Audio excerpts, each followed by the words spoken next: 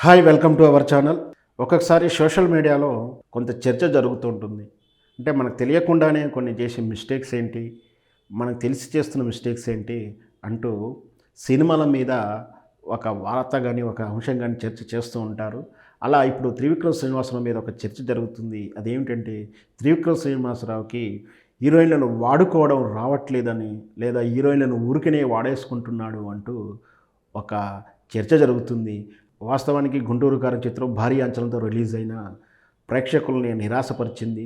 దాంతోపాటు నిరాశ చెందగానే దాంట్లో ఉన్నటువంటి వైఫల్యాలను కానీ రకరకాలైనటువంటి రంధ్రాన్వేషణ చేస్తూ రకరకాల చర్చ జరుగుతూ ఉంటుంది. ఎప్పుడైనా సరే సక్సెస్‌లో వెతకరు, కానీ ఫెయిల్యూర్స్‌లో చాలా రంధ్రేషణ జరుగుతుంది.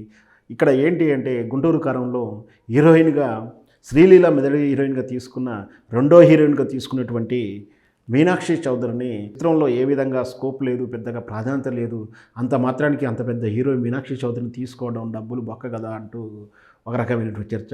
ఇది ఇప్పుడే కాదు, అంతకుముందు చిత్రాల్లో కూడా త్రివిక్రమ్ శ్రీనివాసరావు గారు అలాగే చేశారు.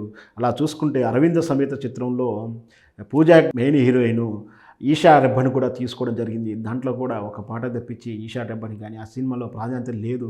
అంత దానికి ఆ సెకండ్ హీరోయిన్‌గా అంత పెద్ద స్టార్లను తీసుకోవడం ఎందుకు, దానిని వాడుకోలేకపోవడం ఎందుకు, వాళ్ళ కెరియర్‌ని తొక్కేయడం అవుతుంది కదా అంటూ ఒక చర్చ జరుగుతుంది.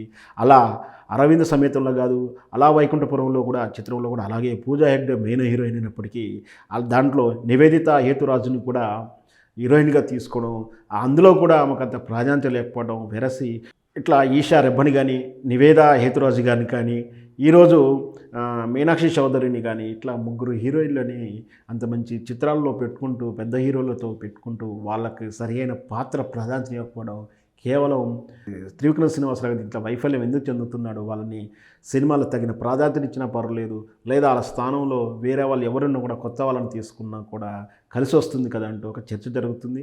ఏదైనా సరే ఒక డైరెక్టర్ తన ఆలోచనలకు అనుగుణంగా ఒక ప్రయోగం చేస్తారు. అది ప్రయోగం ఒకసారి విజయవంతం ఉంటే అందరూ ప్రశంసిస్తారు. వైఫల్యం చెందినప్పుడే ఇలాంటి విమర్శలు వస్తుంటాయి. ఏదైనా సరే డైరెక్టర్ ఈజ్ డైరెక్టర్, డైరెక్టర్ నిర్ణయానికి అది వదిలేయాల్సి ఉంటుంది.